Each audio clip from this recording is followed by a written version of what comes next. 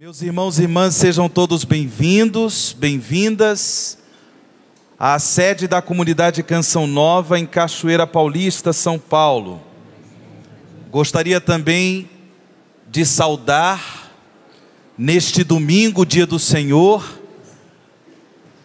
todos aqueles que nos acompanham pelo sistema Canção Nova de comunicação. O meu bom dia a você que nos acompanha pela TV Canção Nova, Rádio Canção Nova, pela internet. É uma alegria nós estarmos reunidos no dia do Senhor, neste acampamento de oração, acampamento para músicos, celebrando os louvores de Deus, experimentando pela ação do Espírito Santo as maravilhas de Deus. Gostaria também de saudar todos aqueles que direta ou indiretamente estão envolvidos com o ministério de música. Meus irmãos e irmãs, cantores, compositores, instrumentistas, minha saudação neste domingo, o dia do Senhor. Saúdo a todos na paz do Cristo vivo, do Cristo ressuscitado. Para quem não me conhece, eu sou o Padre Wagner Ferreira, membro da comunidade Canção Nova, como foi dito, há quase 20 anos que eu sou membro da Canção Nova. Atualmente, na Canção Nova, eu tenho a função de formador geral. Trabalho com uma equipe que procura prestar esse serviço de formação cristã aos membros da comunidade Canção Nova. Eu acolhi com muita humildade, simplicidade e ao mesmo tempo alegria o convite que me fizeram para, neste acampamento para músicos, refletir sobre aquilo que a igreja nos ensina, nos orienta a respeito do ministério de música e particularmente sobre a música sacra.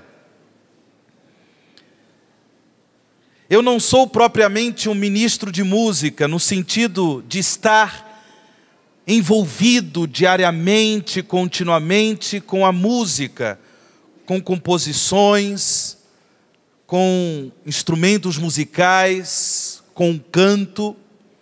Eu gosto muito de cantar. Mas é claro que a música, ela marca profundamente a minha vida, uma vez que nosso Senhor me chamou para ser membro de uma comunidade cujo carisma é Canção Nova. Um membro da Canção Nova é profundamente tocado por Deus, pela graça do cântico novo.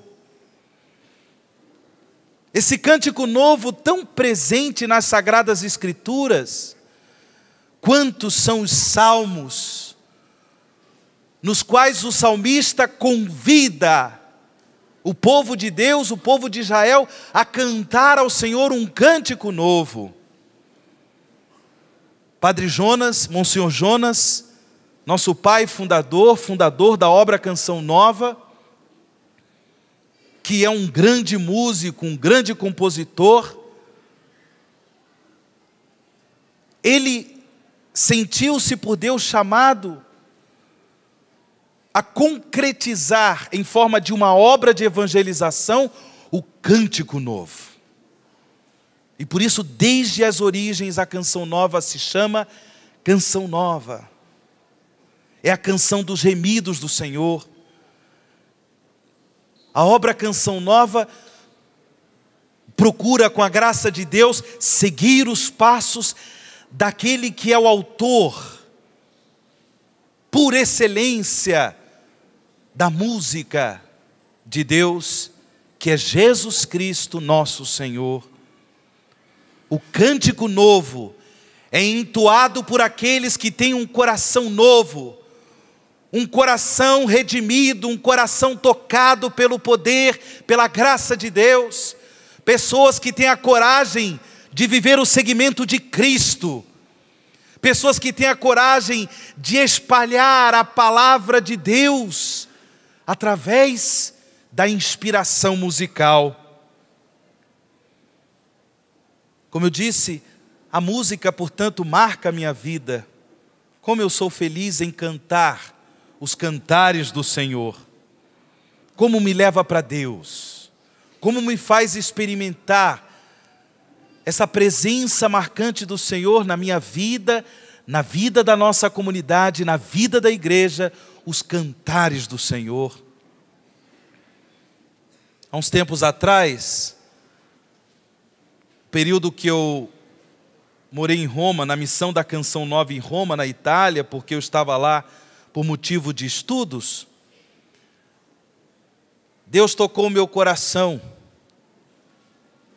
E juntamente com outros irmãos da Canção Nova, fizemos uma versão em português para uma música italiana, que o nosso Ministério Amor e Adoração gravou, não é? Verbum Panis.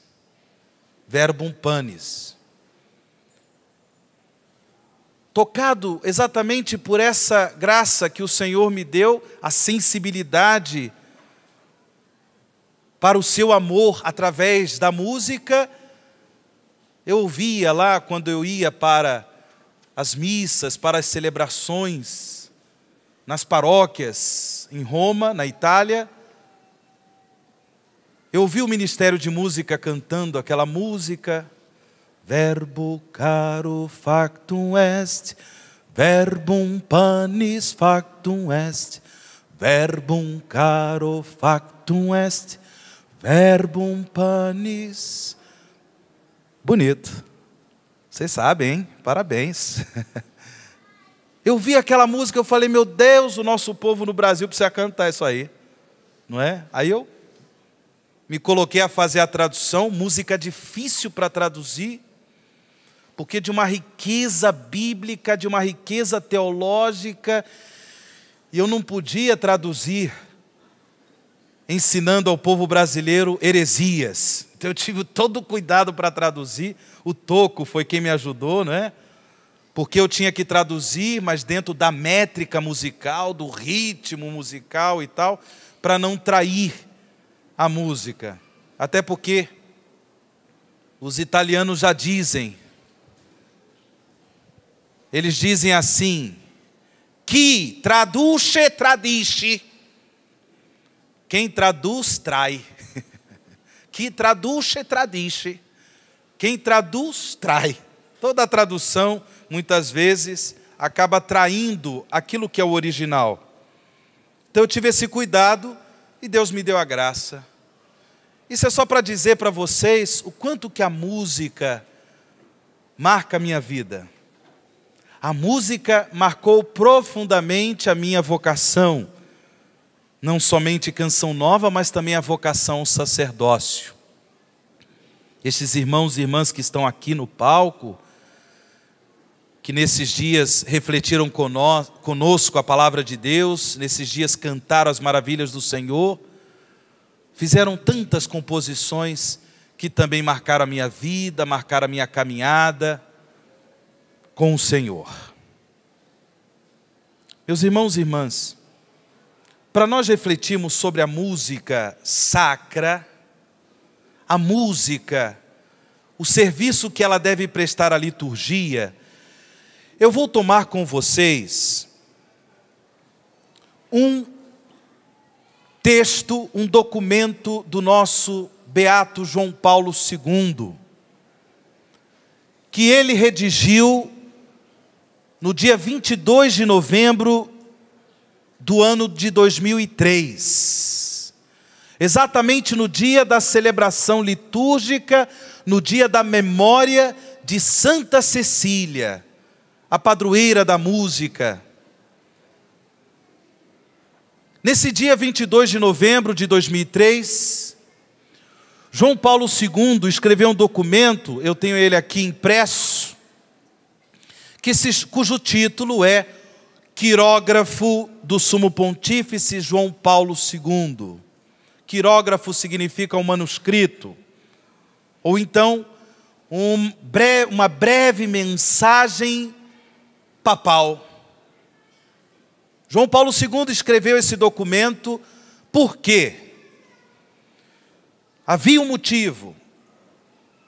Se comemorava os 100 anos de um documento sobre música sacra do grande santo e papa da igreja, São Pio X.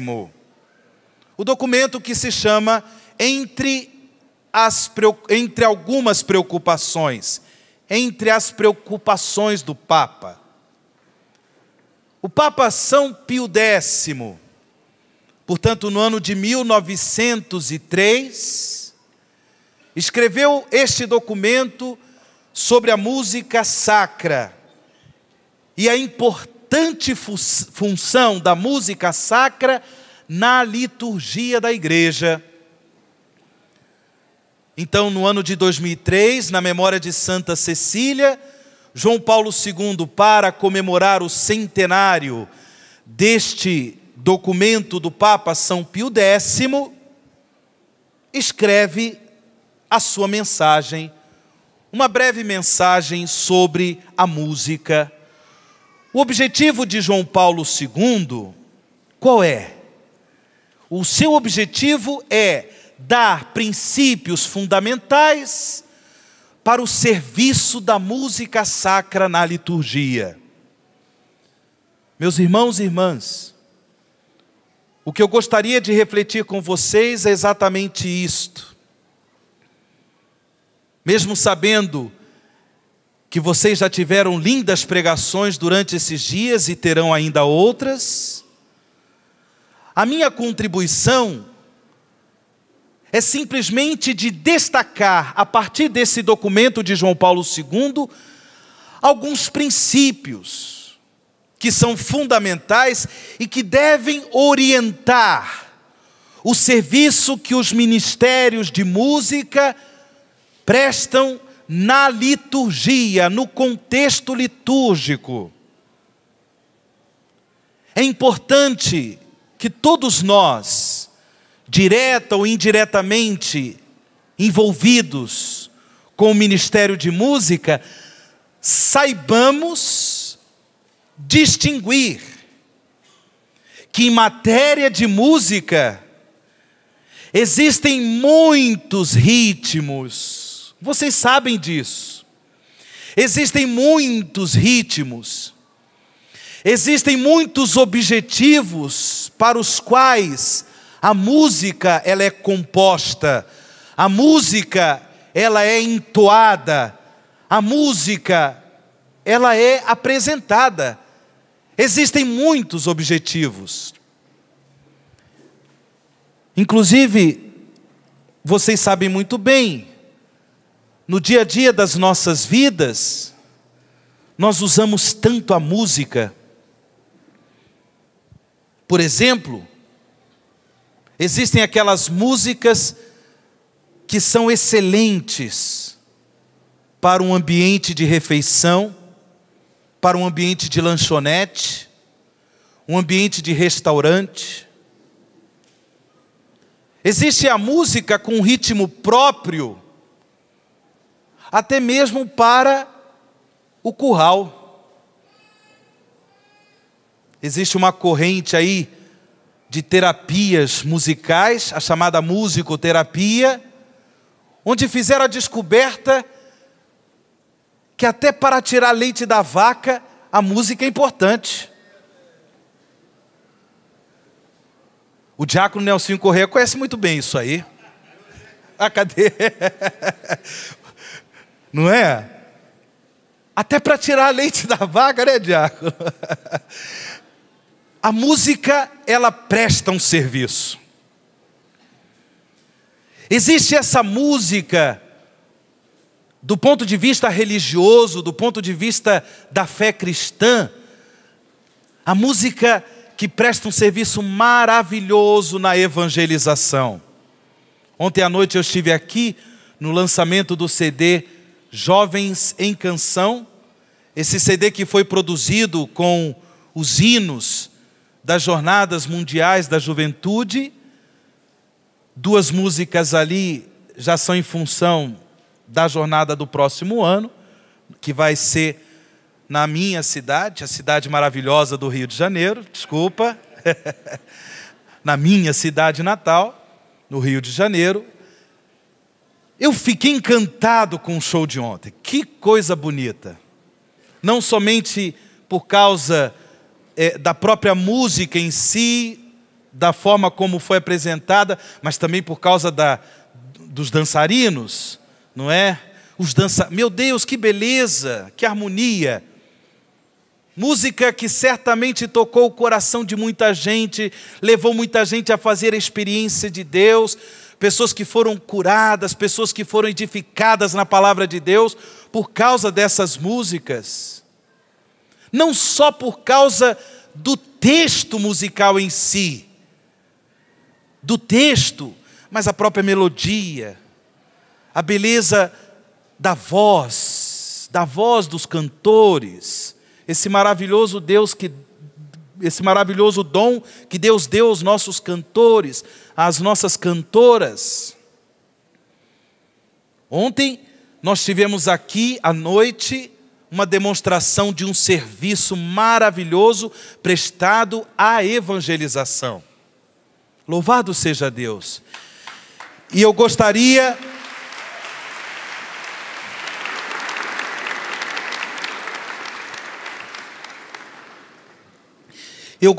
de fazer este agradecimento, não somente em meu nome, mas em nome da igreja, a vocês, ministros de música, cantores, cantoras, compositores, instrumentistas, não é? A vocês. Muito obrigado pela dedicação de vocês, muito obrigado pela doação de vocês no serviço da evangelização. Louvado seja Deus por vocês terem tido a coragem, o desassombro de colocar os dons naturais, os dons musicais que Deus lhes concedeu ao serviço da sua glória, ao serviço da santificação dos fiéis. Muito obrigado. Existem diversos tipos de música, mas aqui eu gostaria de falar de um serviço que é peculiar, de um serviço que é particular, o serviço da música na liturgia. Na liturgia, e é o que o João Paulo II nos apresenta neste seu texto, o quirógrafo de João Paulo II. Alguns princípios, meus irmãos e irmãs, fundamentais. Primeiramente, por que esses princípios fundamentais de João Paulo II? Para que a música sacra, para que a música ritual seja um serviço divino. Ou seja, para que a música sacra, a música ritual preste um serviço importante. E qual é esse serviço? Qual é a finalidade da música sacra, da música ritual? João Paulo II cita o número 112 da Constituição do Concílio Vaticano II, Sacrosanctum Concilium. No número 112, o concílio diz, a Sacrosanctum Concilium diz: a música sacra, a música ritual tem como finalidade a glorificação de Deus. Ela existe, ela deve prestar o serviço na liturgia para dar glória a Deus. Aqui é um princípio importantíssimo. As composições, as letras, as melodias, a música na liturgia deve ter como finalidade primeira a glória de Deus. E, portanto, os instrumentistas, os compositores, os cantores, as cantoras devem se colocar a serviço desta finalidade, a glória de Deus. E, juntamente com esta finalidade, a santificação, a edificação dos fiéis na santidade de Cristo. Guardem bem estas duas coisas. A finalidade da música sacra, a finalidade da música ritual, ou seja, da música que é entoada, que se apresenta no contexto das celebrações litúrgicas, não somente a Santa Missa, a celebração eucarística, mas as outras celebrações litúrgicas. Esta música tem como finalidade, em primeiro lugar, qual é a finalidade? A glória de Deus. E a segunda finalidade, a santificação dos fiéis. Glória de Deus, a santificação dos fiéis, a edificação dos fiéis na santidade de Cristo. Caros irmãos e irmãs, a música na liturgia, ela tem um poder extraordinário. Tantos homens e mulheres de Deus testemunham sua conversão, seu encontro com Deus, por causa da música na liturgia, da música na igreja. Eu trago aqui para vocês, poderia trazer vários exemplos, mas eu trago um exemplo muito autorizado. O exemplo do grande doutor da graça, Santo Agostinho. Agostinho, na sua obra As Confissões, no 9º livro, no capítulo 6º do 9º livro, Agostinho escreve o momento no qual, no processo de sua conversão, ele recebeu o batismo na igreja. Vejam o que acontece com Santo Agostinho. Ele escreve as confissões em forma testemunhal, mas também em forma de oração. Ele se volta para o Senhor e ele diz, escutem bem o testemunho de Agostinho. Na hora do seu batizado, ali na igreja, Senhor, quanto chorei ao ouvir, profundamente comovido, teus hinos e cânticos, que ressoavam suavemente em tua igreja. Penetravam aquelas vozes em meus ouvidos e destilavam a verdade em meu coração. Acendia-se em mim um afeto piedoso, corriam-me lágrimas dos olhos e o pranto me consolava. Eu vou ler de novo. Senhor, quanto chorei ao ouvir profundamente comovido teus hinos e cânticos, que ressoavam suavemente em tua igreja. Penetravam aquelas vozes em meus ouvidos e destilavam, olha aqui que coisa importante, e destilavam a verdade em meu coração. Acendia-se em mim um afeto piedoso, corriam-me lágrimas dos olhos e o pranto me consolava. João Paulo II, nesse documento, ele diz: a música, ela é tanto sagrada, na medida em que ela está unida, profundamente unida ao texto sagrado. Ao texto sagrado. A música é tão profundamente sacra, na medida em que ela está unida ao texto sagrado. É o conteúdo da música, meus irmãos, que comunica esta verdade da salvação, que contribuiu também para a conversão de Agostinho. O coração deste apóstolo do Senhor, o coração deste homem de Deus, que há séculos, até mesmo há milênios, seus escritos, suas composições, suas poesias, tocam o coração de muita gente, leva muita gente para Deus. E vejam, por quê? Porque a música sacra comunicou ao coração daquele homem pecador, a verdade da salvação, o amor de Deus, a graça redentora que Jesus nos conquistou pela sua Páscoa de morte e ressurreição. Porém,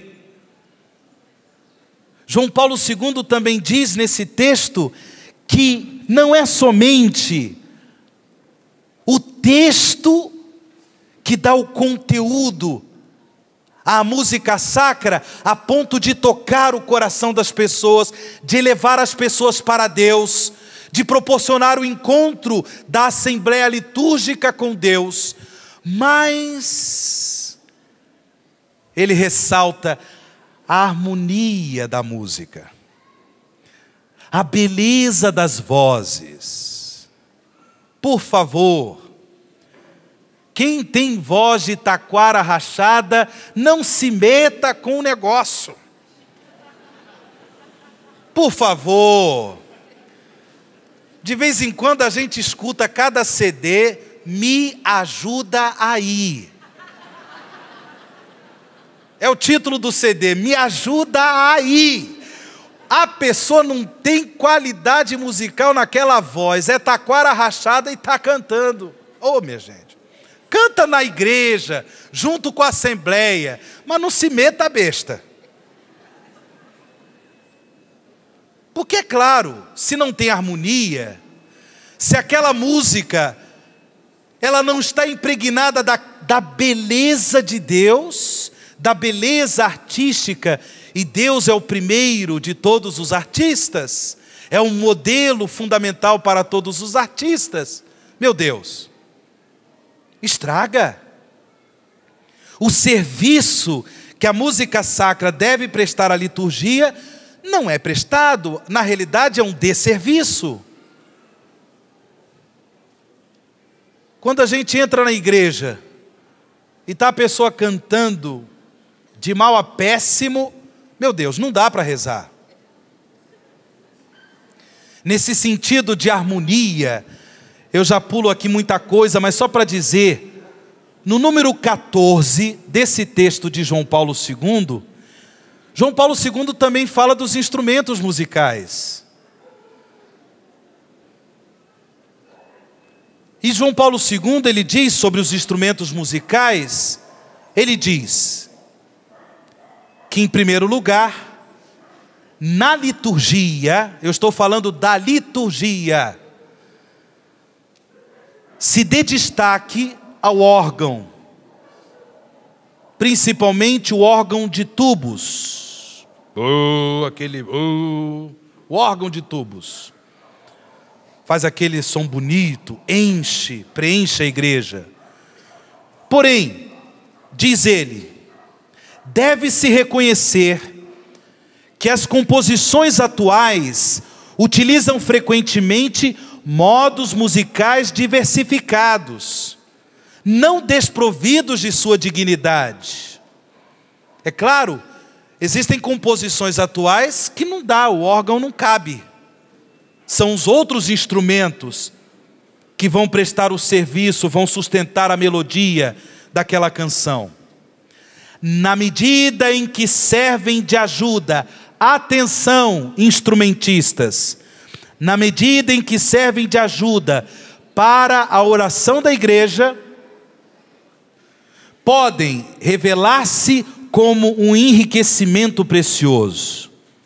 É preciso, porém, vigiar, a fim de que os instrumentos sejam aptos para o uso sacro, correspondam à dignidade do templo, possam sustentar o canto dos fiéis e favoreçam a sua edificação. Aqui ele nos dá os critérios para que os instrumentos musicais sejam utilizados. Eu não vou ficar entrando em detalhes para dizer pode isso, pode aquilo, pode, não pode e tal, dentro da liturgia, dentro da música sacra. João Paulo II nos dá os critérios.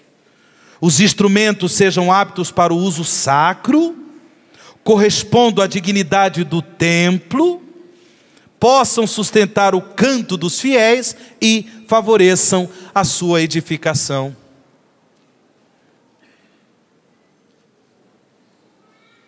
É por isso que, no contexto da liturgia, no contexto da celebração litúrgica, os instrumentistas, de um modo particular, não devem estar usando daquele momento para ensaiar suas qualidades musicais. Aí está lá o padre celebrando a liturgia, está o cara lá, e tocando e fazendo os acordes e assim por diante. Eu, quando celebro aqui, de vez em quando eu dou uma olhada para aquele lado. Eles estão ali naquele lado, né? Então eu tenho que dar uma olhada. Está o camarada dizendo aí, ó Pai, ouvi as nossas preces.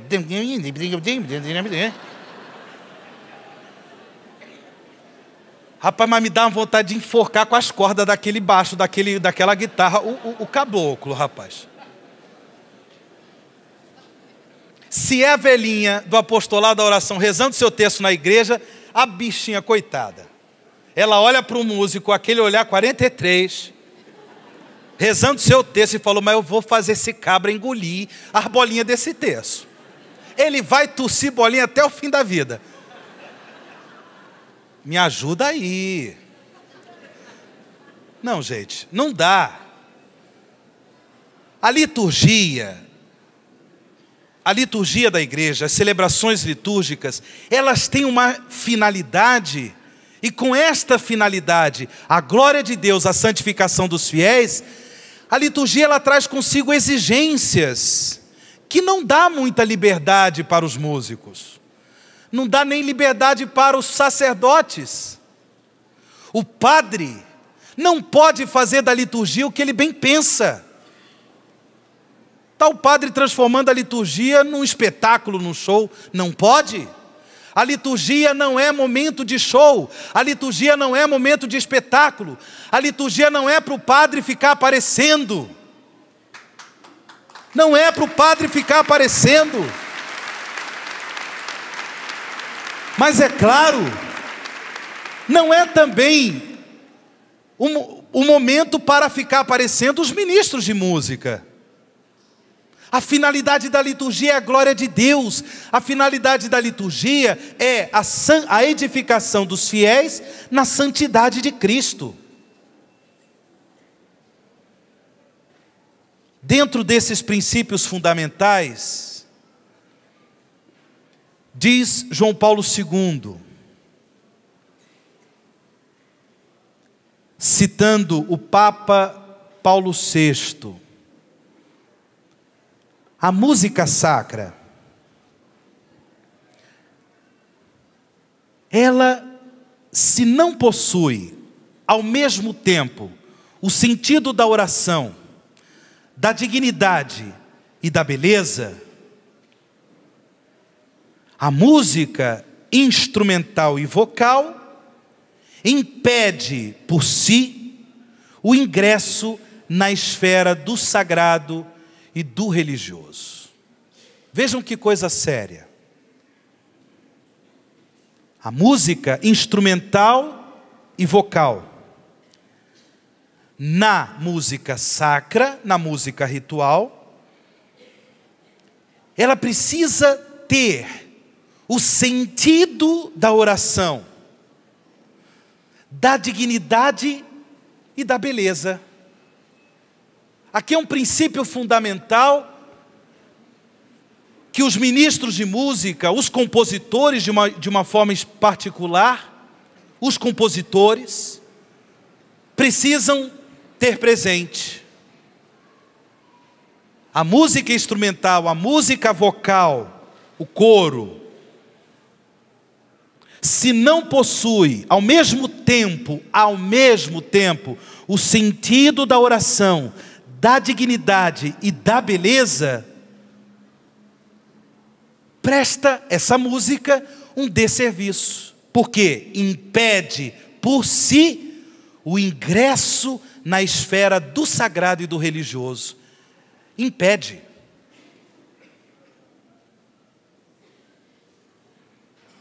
A música sacra na liturgia, ela deve ter o sentido da oração, da dignidade e da beleza. E aqui eu oriento uma coisa importante. Em primeiro lugar, os ministros de música precisam ser homens e mulheres de Deus, homens e mulheres de oração.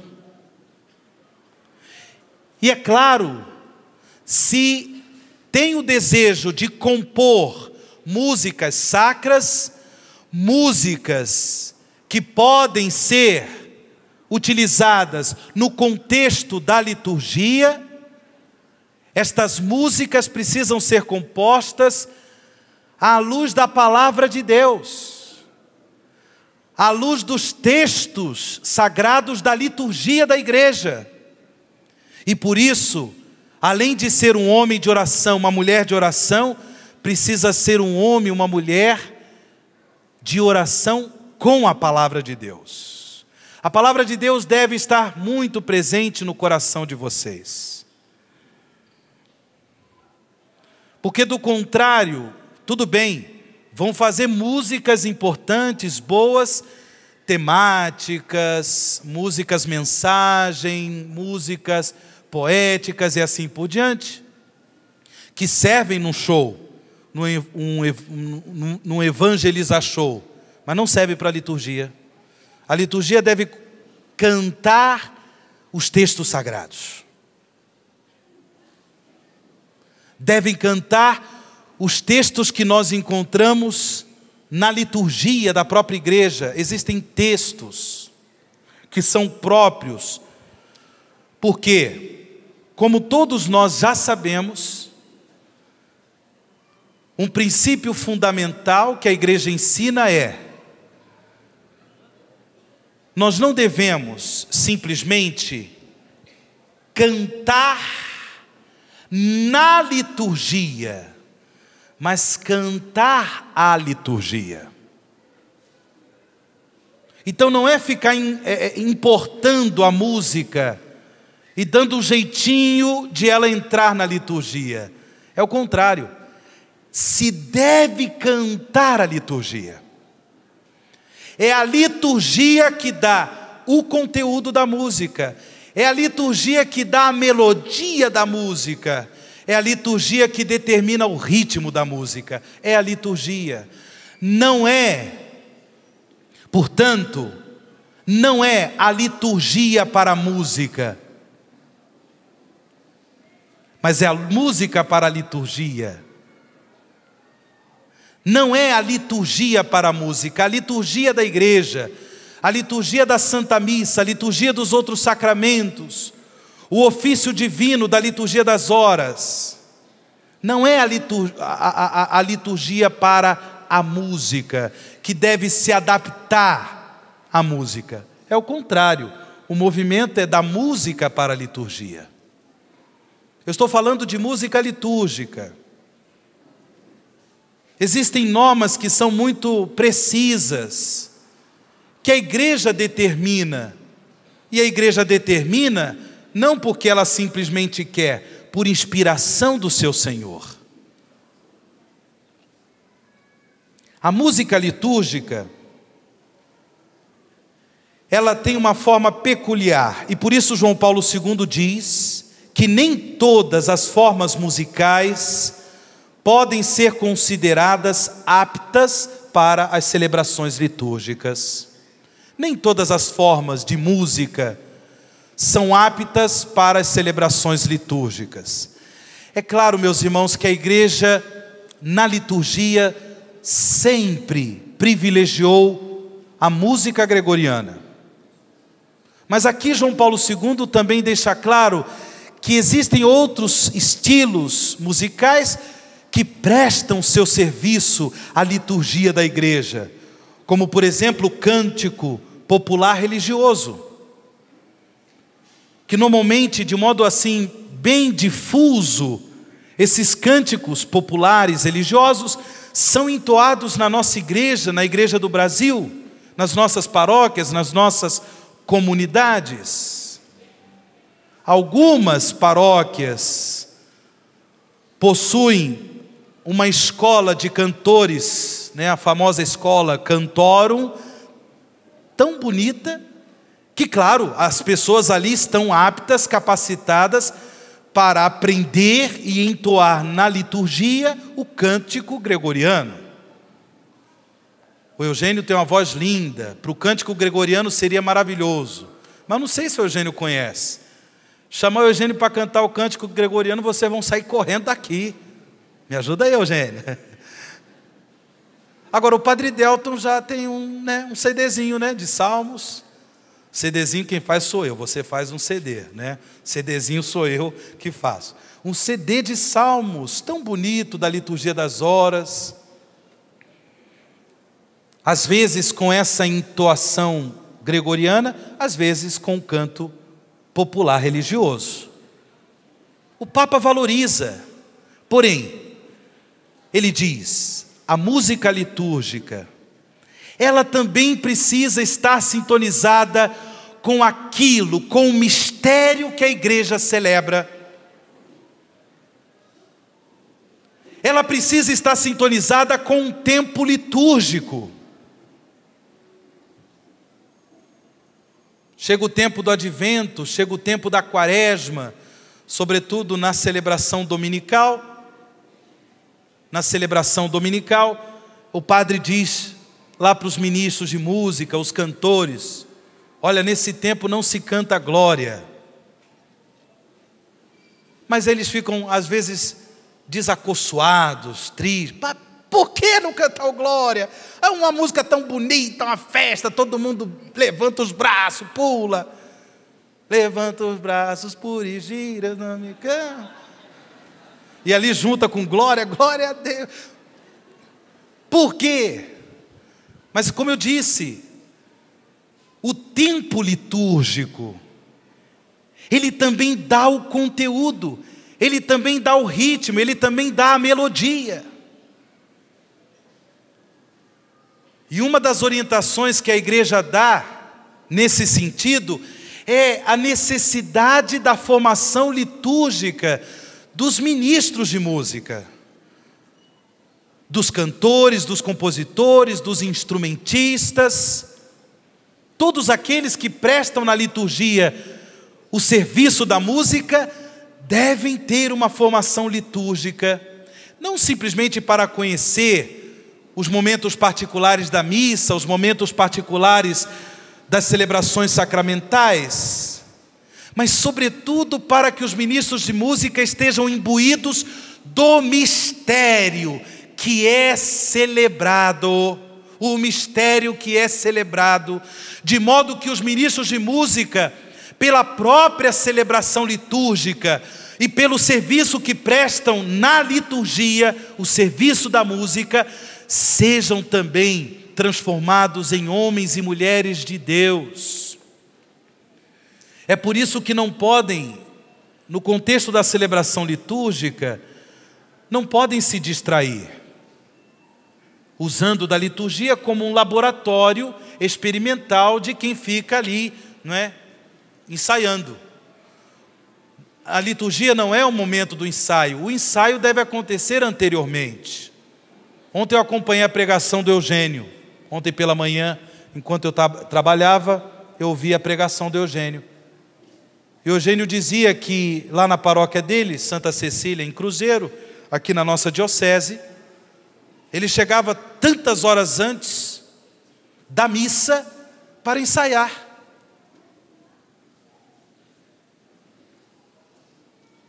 É um ministro de música para a liturgia. Eu sei que é um serviço exigente, mas é fundamental.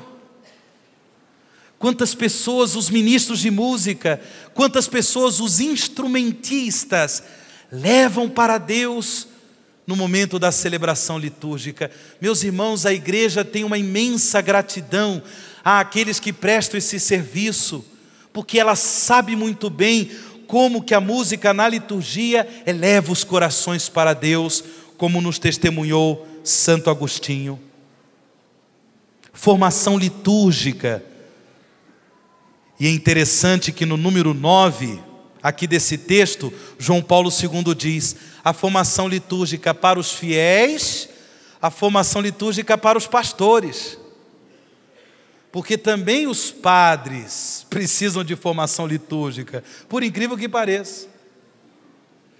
Me perdoem os meus irmãos sacerdotes, mas eu também tenho que correr atrás do prejuízo, não é não, Padre Delto? O Padre Ricardo White. Todos nós, porque nós não podemos manipular a liturgia. Nós não podemos fazer da liturgia aquilo que nós queremos. Não, a liturgia pertence à igreja. A liturgia pertence ao povo de Deus. Pertence ao povo de Deus. A liturgia pertence à comunidade dos fiéis, à comunidade daqueles que creem em Cristo vivo, ressuscitado.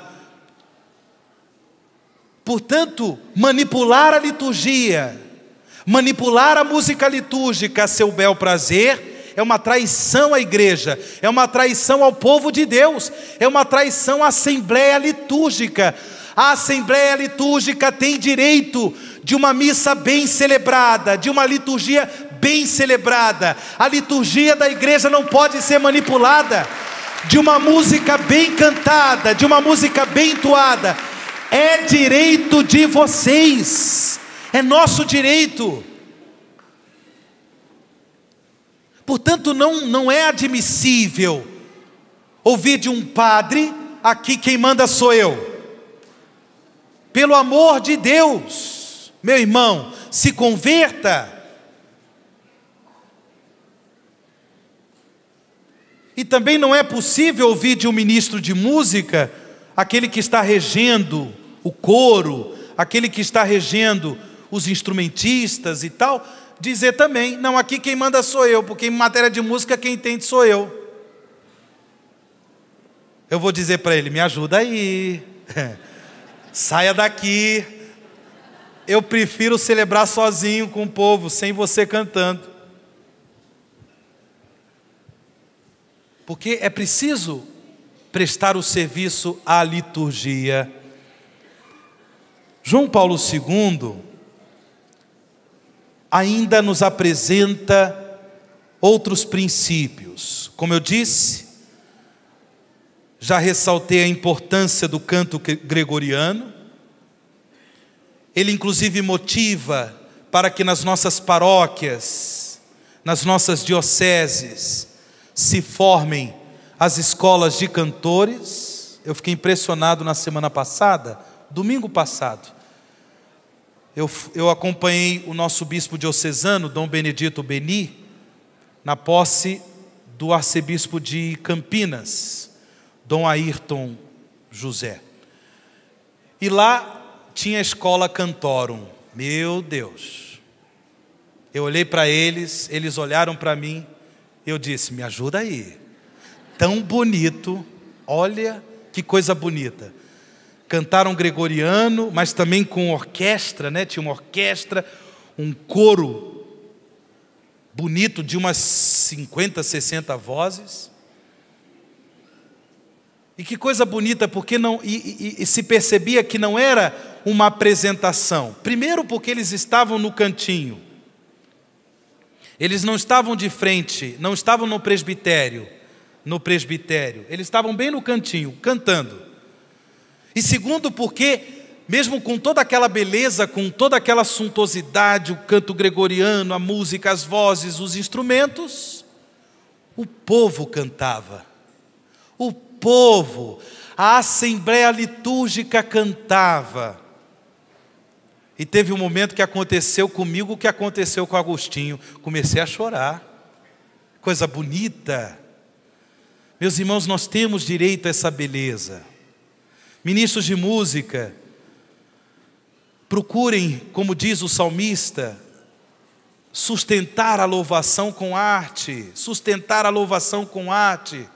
Não se deixem corromper, não se deixem corromper por aquilo que estão querendo dizer que é arte, mas é baderna, não se deixem corromper pelas modas do mundo, em matéria de música, em matéria de composição. Uma das orientações, eu acho que isso, graças a Deus, já está sendo muito bem aplicado aqui pelos músicos no Brasil. Uma das exigências que a Comissão de Liturgia da Conferência Nacional dos Bispos do Brasil, da CNBB, faz, uma das exigências é que nós não fiquemos pegando músicas por aí e colocando nelas o texto litúrgico, o texto bíblico. Não dá. Ou então, em matéria de liturgia, ficar colocando músicas por aí que não tem nada a ver com o contexto litúrgico. É que nem aquela moça, né, que veio na igreja procurar o padre, aí falou assim: ó, padre, eu vou me casar, o senhor sabe, eu tenho aqui já a listinha das minhas músicas.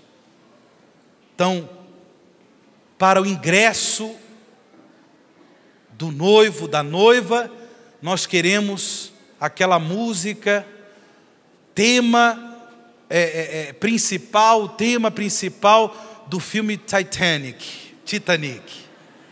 Lá, lá, lá, lá, lá, lá, lá, lá, lá, lá. O padre olhou para ela: minha filha, você já quer afundar o barco no começo.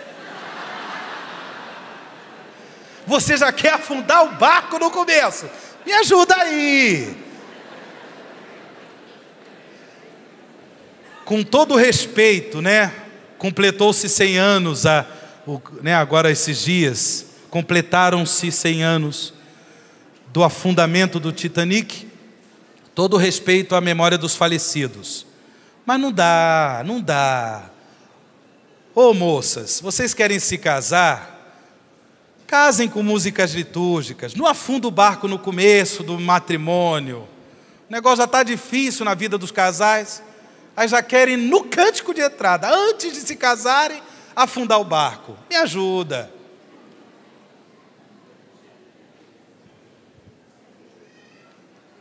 Nós falamos do canto gregoriano.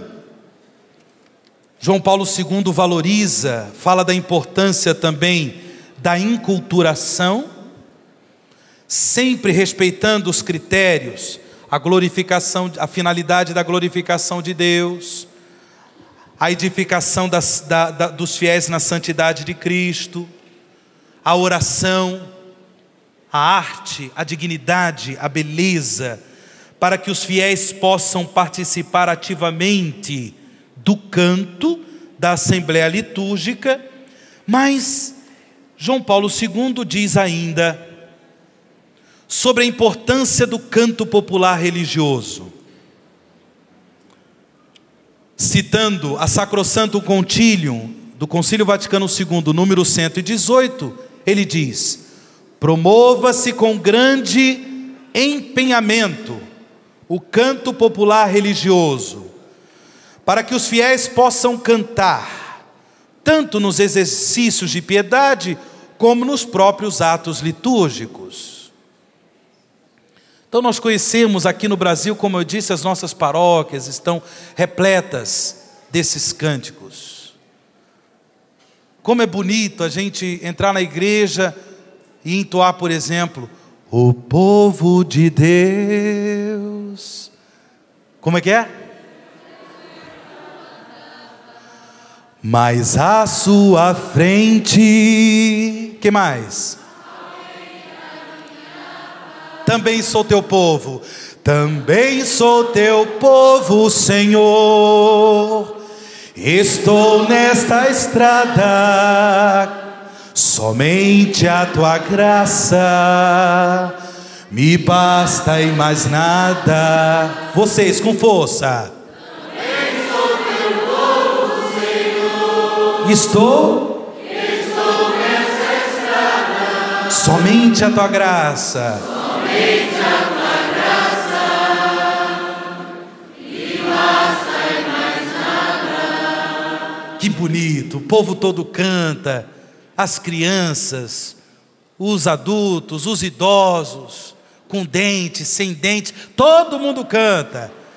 Também sou teu povo, olha que coisa linda.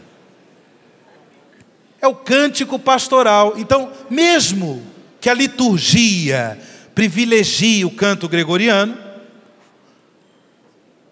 nós temos esse espaço de criatividade para o canto pastoral, o canto religioso pastoral. Cito João Paulo II.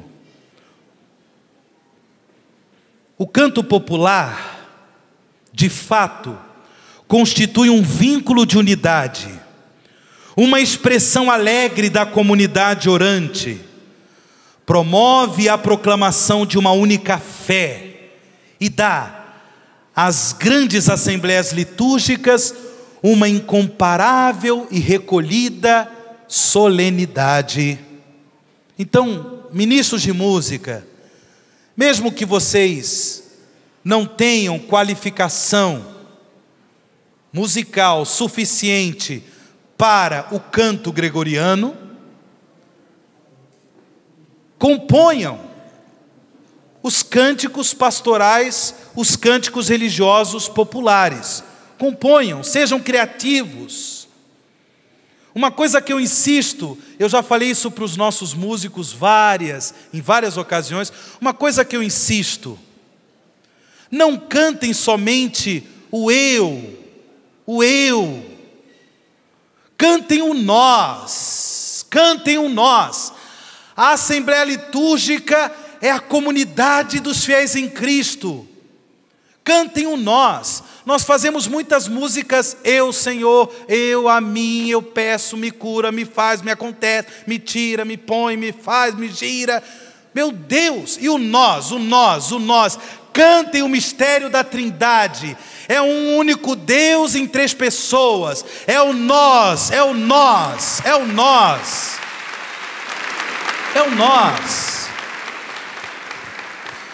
Nós ressentimos muito essa cultura do individualismo. Tudo é eu. Pelo amor de Deus, muito eu do eu. Saia dessa sua clausura, saia desse seu individualismo. Comece a pensar e a sentir o nós, comunidade, assembleia litúrgica. Pelo amor de Deus.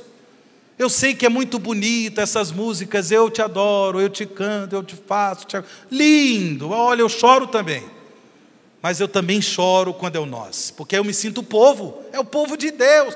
Também sou teu povo, Senhor. Vamos lá.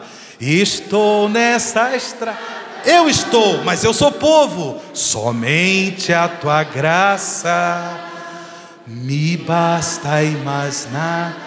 Vejam que bonito, cantou-se o eu, mas no contexto do povo. No contexto do povo. Vamos nos libertar dessa cultura da individualidade.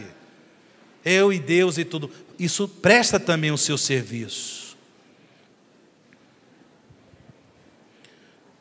João Paulo II, ainda no seu texto, ele diz: uma composição para a igreja é tanto sacra e litúrgica, quanto mais se aproximar, atenção, no andamento, na inspiração e no sabor da melodia gregoriana, e tanto menos é digna do templo, quanto mais se reconhece disforme daquele modelo supremo. Mais uma vez, ele coloca em relevo a música gregoriana como referência para também a música popular religiosa. Atenção, somente um artista profundamente mergulhado no sensus ecclesiae no sentido da igreja, pode procurar compreender e traduzir em melodia a verdade do mistério que se celebra na liturgia. Os ministros de música, compositores, cantores, instrumentistas, devem, com a graça de Deus e com o esforço humano, devem procurar ser homens e mulheres de Deus, de oração, palavra de Deus, homens e mulheres da igreja, profundamente apaixonados pela igreja, para que possam, em suas composições, até mesmo naquelas lindas inspirações que o Espírito dá, para que possam de fato cantar a igreja, cantar a vida da igreja, cantar a liturgia da igreja. Caminhando para a nossa conclusão, além de novamente retomar a finalidade da música sacra, da música ritual na liturgia, dizendo da importância da glória de Deus e da santificação dos fiéis, escutem, ministros de música, o que João Paulo II diz a vocês: dirijo-lhes a expressão da minha confiança, unida a exortação mais cordial, para que se empenhem com esmero, em vista de aumentar o repertório de composições que sejam dignas da excelência dos mistérios celebrados e ao mesmo tempo aptas para a sensibilidade odierna. O Papa coloca a confiança em vocês. João Paulo II colocava, Bento XVI reafirma a confiança no talento de vocês. Sigam em frente, ousem em cantar a liturgia, o mistério celebrado, ousem, deixem suas vidas serem transformadas por este mistério. Enfim, eu trouxe aqui dois textos confeccionados pela Comissão de Liturgia da CNBB. Esse aqui, que eu comprei a R$1. Canto e música na liturgia. Canto e música na liturgia, da Comissão de Liturgia da CNBB, da Conferência Nacional dos Bispos do Brasil. Isso pode ajudar muito a questão da formação litúrgica. E um outro texto é a liturgia em mutirão, subsídios para a formação, também da CNBB, liturgia em mutirão. Aqui tem vários textos para a animação litúrgica, para a música litúrgica, para as celebrações, para a música nas celebrações litúrgicas. Eu agradeço a paciência de vocês e invoco no final dessa nossa reflexão a bem-aventurada Virgem Maria, como João Paulo II faz no final do seu texto. Ele invoca a Virgem Maria, que no seu Magnificat soube cantar de modo único as maravilhas que Deus realizou na história do homem. Que Maria, a mãe de Jesus, seja para todos nós, ministros de música, assembleia litúrgica, povo de Deus, modelo para quem quer cantar com a vida uma canção nova. Rogai por nós, ó Santa Mãe de Deus. E essa bela música, que é a versão do nosso formador geral, o Padre Wagner. Sentadinho mesmo, põe a mão no seu coração, feche um pouquinho os seus olhos, faça a experiência de Agostinho, deixa a música entrar no seu coração. Desde o princípio, antes mesmo que a terra começasse a existir, o Verbo estava junto a Deus. Veio ao mundo e para não abandonar-nos nesta viagem nos deixou todo a si mesmo como pão. Verbum caro factum est, verbum panis factum est, verbum caro factum est, verbum panis factum est.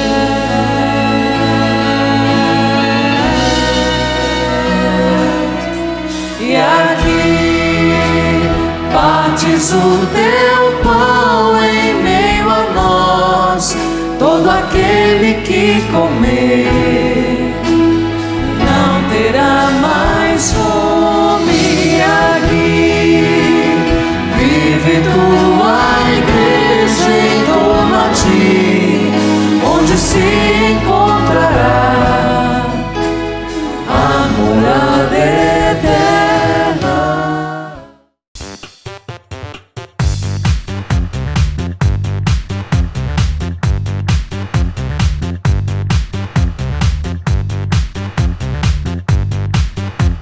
CançãoNovaPlay.com. Assine já!